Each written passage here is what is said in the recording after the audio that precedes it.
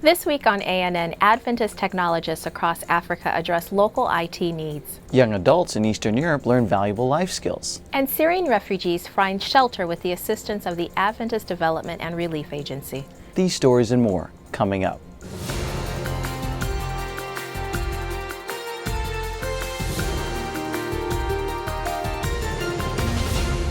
This is ANN, a service of the Seventh-day Adventist World Church. Thanks so much for joining us this week. First in the news, more than 100 Syrian refugees can obtain safe housing in the nearby country of Jordan thanks to the Adventist Development and Relief Agency. ADRA is placing dozens of families with local hosts, while others find spaces in basements or apartment buildings. The initiative focuses on unregistered refugees who might otherwise slip through the cracks. ADRA has provided money for rent and basic necessities. Agency employees said many Syrians are afraid to give their names to anyone out of fear of retribution. More than 1.5 million refugees have fled internal conflict in Syria during the past 2 years. In China, ADRA hopes to assist at least one region with its organic waste problem by moving forward with construction of biomass-fueled power plants. The plants would turn waste into biogas and electricity, as well as reduce pollution. The bulk of wet waste comes from kitchens, slaughterhouses, and restaurants, which is often dumped back into the environment untreated. ADRA officials recently toured the Chengdu area while conducting a feasibility study. China as a whole has a real necessity to do something with their waste, and this is acknowledged by the government, by the central government. So it was evident that we would try to introduce MSW digestion in China. We had fantastic discussions with the university and with the officials in the management bureau, the city management bureau. So we were very welcome and very optimistic that we can continue. But even more though, we found out that the local craftsmanship is ready to support us, is ready to build the plants we are needing. So all the puzzle pieces are around. All we have to do is to collect them and together with our know-how to produce an installation. The Chengdu region alone produces more than 5,000 tons of organic waste daily. Dozens of Adventists from around the world are gathering in New York City to learn the newest approaches toward ministering to urban audiences. The meetings are part of the NY13 initiative, the first of the Adventist Church's global evangelistic events taking place in large cities. Students representing the 13 church divisions are attending classes. The students are learning blended evangelism, an outreach style that combines personal evangelism and community service. Leaders said the ultimate goal is to share ministry approaches that are sensitive to each culture. Young adults in Ukraine recently attended seminars on topics such as relationship building and priority management during a local youth event. Hope Channel Ukraine has more. A three-day youth forum in Kharkov with an unusual name, I-Man, seeing old friends and meeting new ones, interesting discussions and lessons.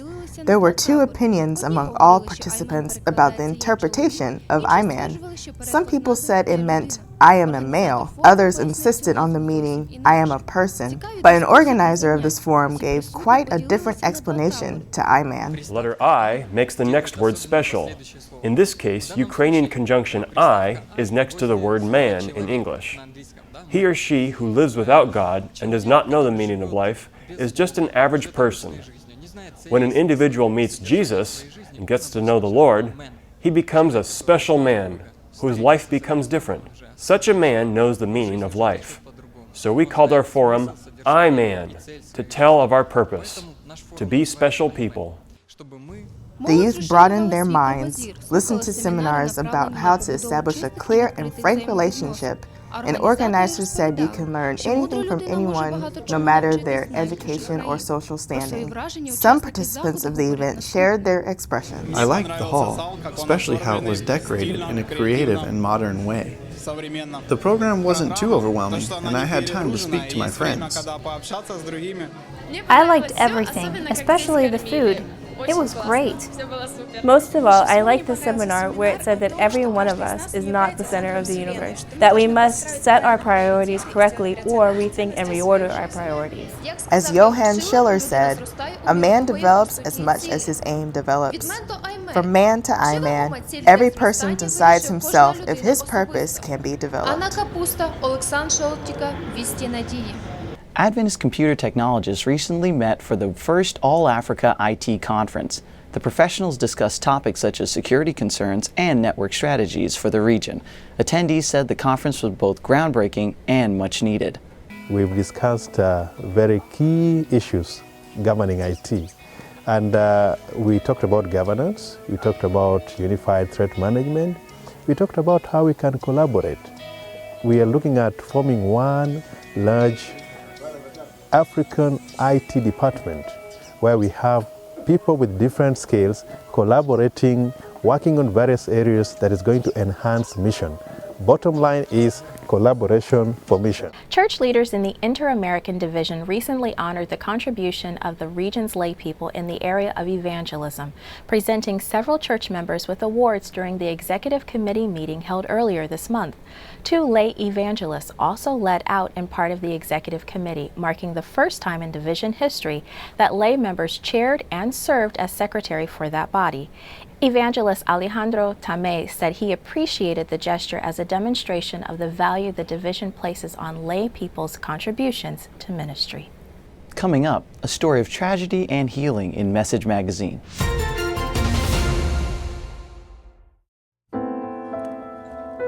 I was once in the town of Ljubljana in Slovenia. Across the river was a bridge where romantics from all over the world attach love padlocks with their names written on. These locks were locked and the keys thrown away to signify their eternal love for one another. Padlocks rust, people change, relationships end, but Jesus' love is everlasting.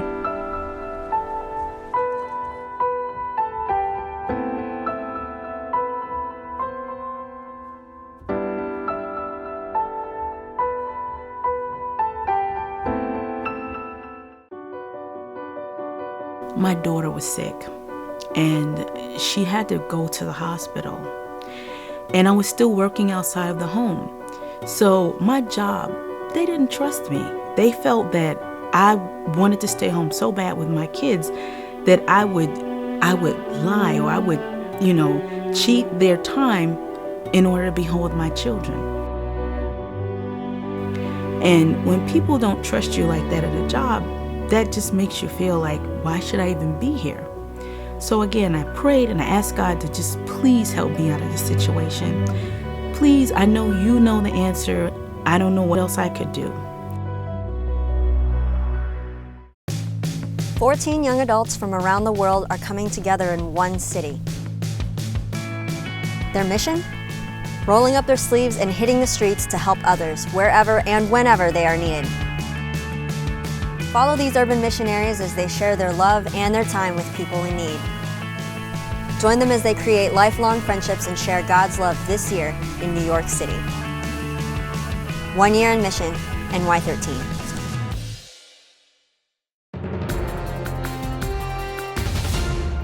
Welcome back. This week, Message Magazine features the inspiring story of an Iraqi war veteran. Editor Carmela Monk-Crawford has more. In the May-June issue of Message Magazine, we explore the idea of triumph after tragedy. Dr. Chris Thompson sat down with J.R. Martinez, and you may know J.R. Martinez's story because he's an actor and he is the winner of the 2007 season of Dancing with the Stars. But he's an Iraq war veteran whose Humvee hit a roadside bomb. And he tells a story of 3 miraculous years of prayers and hope and optimism to the point where he's experienced triumph after tragedy. There's somebody that you want to share this with this month. Somebody who needs to know there's hope after this. There's good things after this. Share it with them. Check out the story, www.messagemagazine.org. We know it's important to understand and respect other cultures, but many forget that hearing impaired individuals form a culture of their own. Larry Evans is here to talk about how the Adventist Church is reaching out to the deaf community. I'm often asked how I developed such a passion for working with the deaf. I have to be honest, it didn't come all at once. It began to form when I was the multicultural director for the Oregon Conference. I took that job very seriously. Because we built the multicultural ministries around cultures and not just languages, it meant we needed to learn about the people themselves as well as their cultural perspectives. The deaf were included, and that meant I needed to understand them as a people. I began by going to their deaf camp meetings. It was there that something began to change within me. I saw the need. I saw deaf parents trying to reach their hearing children about Jesus. I saw how difficult that was. It's hard enough for hearing parents to reach their hearing children. I began to see how much needs to be done, yet so few seem willing to reach out to this unreached people group. I resolved that I would work with the deaf, and not just for the deaf. To be honest, I feel very inadequate, but the Lord is blessing. Right now, we are trying to develop a global list of all of those who are professionally trained to sign for the deaf. Contrary to popular thought, there is no one universal deaf language. If you or someone you know is professionally trained to sign for the deaf, please write to me at the address shown on the screen and share with me what language you can sign in and where you live. As we put together a global strategy to reach the well over 200 million culturally deaf, I can assure you it will take everyone with whatever skills you may have. Thank you for sharing. This week in social media, Megan Bronner is back with an update of the latest Adventist social media news. This week in social media, you can find out the latest about the MY13 initiative by visiting facebook.com/my13.org or checking out the Greater New York Conference page at facebook.com/Greater NY Conference. Adventist World Church President Ted Wilson is leading a seminar called Revelation of Hope in the Big Apple through June 29. The Global Adventist Internet Network announced that the videos from its 2013 Dubai conference are now available online. Visit their Facebook page to find a link to those videos and like the page for continued updates. The Record Keeper web series was nominated for a Geeky, an award show celebrating high production, high quality geek genre media. The Record Keeper trailer was nominated in the category of One Shot, placing it among other favorite trailers and music videos. Check back in August to see how it places. Adventist Mission shared the inspirational story of a young girl living in Congo who finds help from Adventist neighbors after losing her mother. Visit their Facebook page to read the story. And if you don't already, visit the Seventh-day Adventist Church Archives Facebook page for their special On This Day posts, featuring images and stories from the vaults of Adventist history. And in other social media news, Facebook has rolled out hashtags for users. The system will allow users to follow and respond to topics the same way they would on another service like Twitter. And Instagram announced some big changes of its own this week.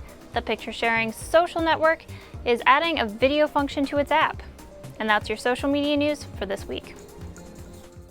This week, we have another story in our ongoing series examining the roots of the Seventh-day Adventist Church. Danya Aragon has this report.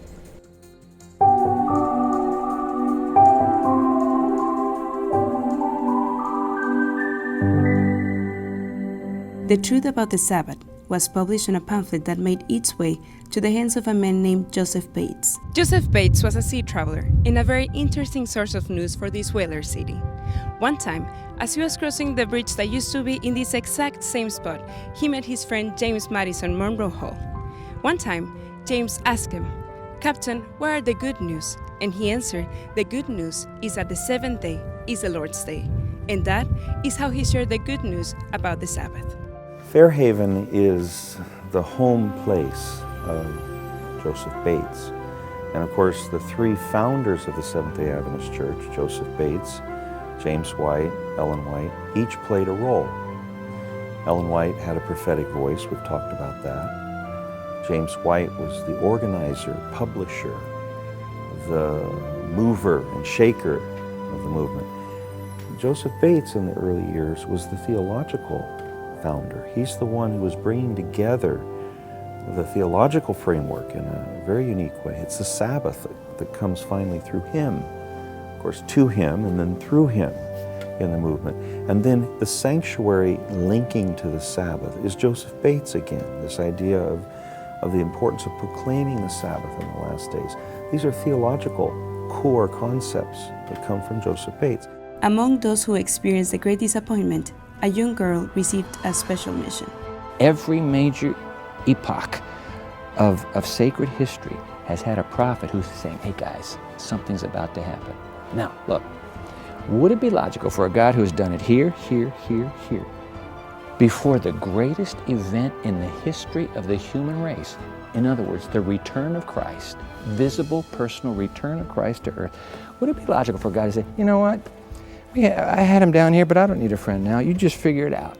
You people just figure it out. You'll get it. Can you imagine God doing that? Are you kidding? He's done it here, he's done it here, he's done it here. And so I believe that at the end of time, like John the Baptist, God says, I'm going to have a friend. In fact, he found a 17-year-old girl, a 17-year-old American girl. And he says, hey, listen, I'm coming back. Would you be willing to tell the story?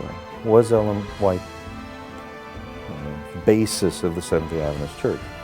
It's not fair to say that. I teach development of SDA theology and teach these classes here at the seminary and have for a number of years. Ellen White is one of the founders of the church. That's fair to say. Her and James White, and Joseph Bates. But they would never think or say that it's founded on her, or even on her visions. Because a study of the movement shows that it was God leading them in their study of Scripture. So the movement was really message-driven from the Bible. And Ellen White saw her prophetic ministry as two things. And this is really important if people want to understand Ellen White and her role. She was there to take us to Jesus. Her emphasis upon Jesus and upon salvation is so powerful. And second is to take us to Scripture. So her writings take us to Scripture. They are not her writings. They're Scripture that she's pushing us to read and to look at. So it's not built on her. It's built on a biblical message. I am absolutely convinced that the ministry of Ellen White, as a woman, is a ministry of a friend of God who brings to a generation who has ears for God the word, don't quit now. Still ahead on ANN, should couples marry when they still have debt? But up next, a Christian viewpoint on protecting our earth. I pray for the people that are poor and don't have any homes or no food at all on the streets. I pray for people to be safe. I pray that a lot of things in the world would be fair. I pray for homeless people. I pray that I do a good job in school.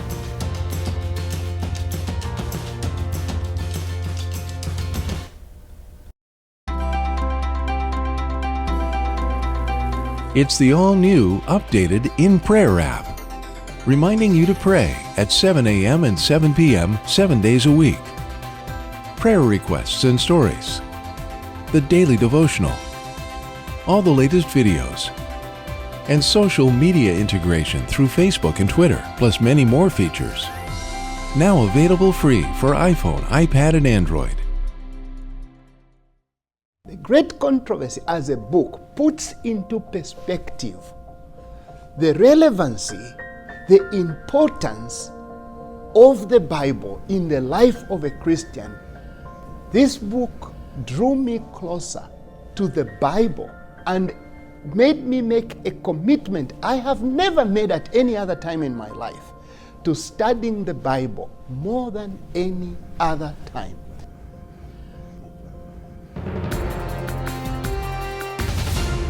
Welcome back. A new book asks how Christians can balance their environmental stewardship with their knowledge of end-time events.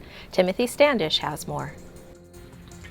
Most Christians value the creation and take our responsibility to care for what God made seriously.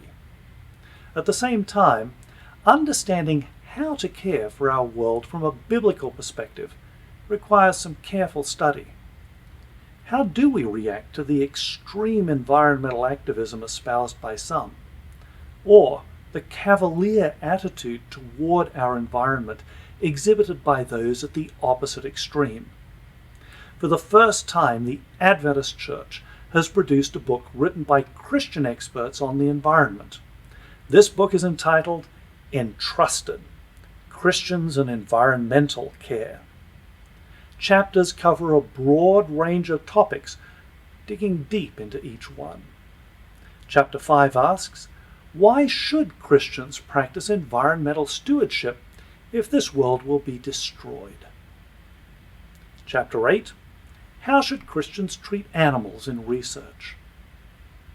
I particularly like chapters that engage practical issues everyone encounters. For example, chapters 21 and 22 deal with how Christians can practice environmental care in industry, institutions, and at home. The psalmist wrote, "You have made him," that's human beings, "to have dominion over the works of your hands. You have put all things under his feet." That's Psalm 8:6. Entrusted is a book for those who seek to embrace the responsibility God gave us when we were formed to care for his creation just as he cares for us. If you can't find Entrusted in your local bookstore, you can order it at www.adventus21.com. In this week's Tech Corner, we take a look at live radio broadcasting using the app MixLar. Ever wanted to start an internet radio site or become a radio host? MixLar can help make it happen. MixLar lets you skip over the traditional radio stations and take your message straight to the people. In just minutes, anyone with an internet connection and a microphone can start broadcasting directly from the MixLar site. Just go to MixLar.com and register, and you can start creating a page with music tracks or spoken word. When you're ready, just click Broadcast Now. MixLar provides two ways for broadcasting. First, you can create a playlist from SoundCloud.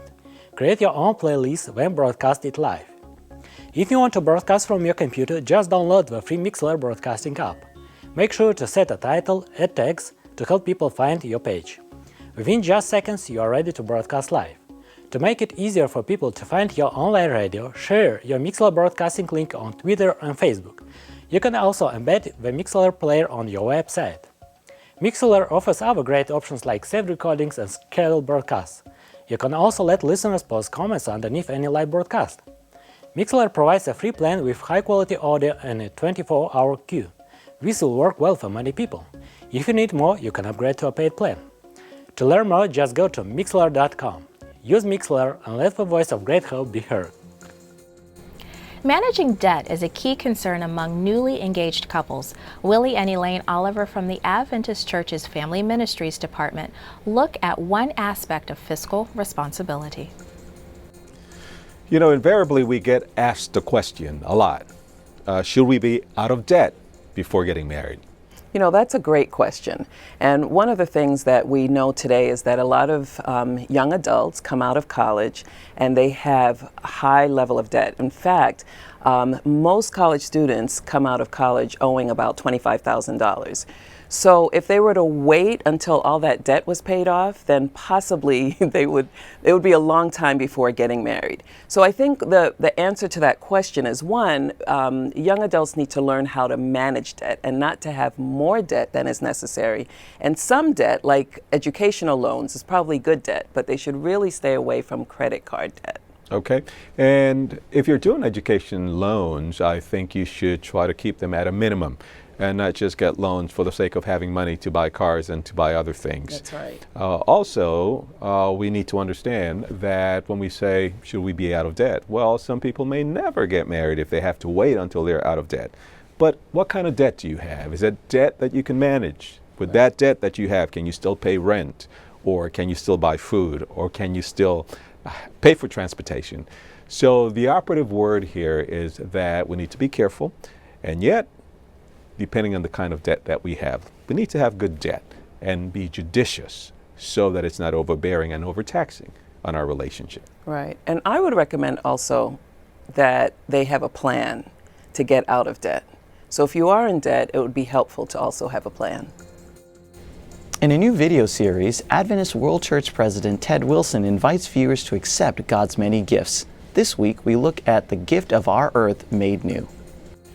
From a distance, this big blue and green planet we call Earth looks beautiful.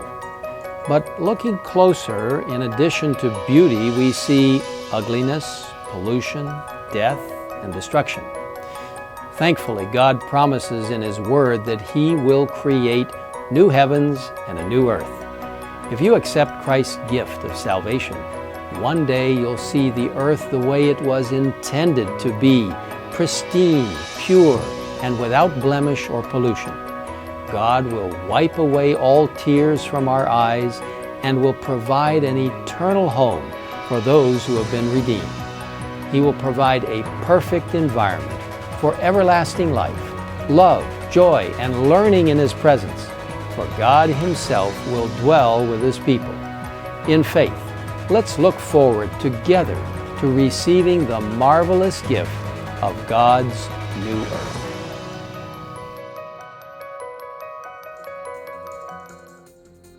Now let's turn to David Trim for a look at Adventist history. This week, a group of Adventists head to the West Coast in the United States, purchasing land in Loma Linda, California. Welcome to This Week in Adventist History. At the beginning of this past week, on June 16 in 1885, the first Seventh-day Adventist missionaries to Australia, S.N. Haskell, J.O. Corliss, and M.C. Israel, and their families, arrived in the city of Melbourne. On June 20, 1905, Adventists in California formed a new company, the Loma Linda Association, following encouragement from Ellen White. 5 weeks later, on July 26, 1905, the association purchased the land on which today's Loma Linda University stands. On June 22, in 1891, Joseph W. Westphal was ordained in Wisconsin by S.N. Haskell. Westphal led mission efforts to German-speaking immigrants to the Midwest of the United States, and then in 1901 he was sent to Argentina, where he organized the South American Union Mission, becoming its first superintendent. Later, when it was reorganized as a Union Conference, he was chosen its first president, a post he filled for 20 years until he became Field Secretary of the South American Division, and in 1930 he became Field Secretary of the General Conference. It was thanks in large part to the efforts of Joseph and his brother Frank that the Seventh-day Adventist Church took firm root in South America. That was This Week in Adventist History. Thanks for watching ANN. Join us next week for more news from the headquarters of the Seventh-day Adventist Church. In the meantime, like us on Facebook. You can connect with other Adventists worldwide and find links to more stories, photos, and videos. Just visit facebook.com/Adventist News. Our good news for this week comes from Ephesians 5:17. Don't live carelessly, unthinkingly. Make sure you understand what the Master wants. That's our program for this week. And remember, you can always visit news.adventist.org for daily news and videos. Until next time, God bless. Take care.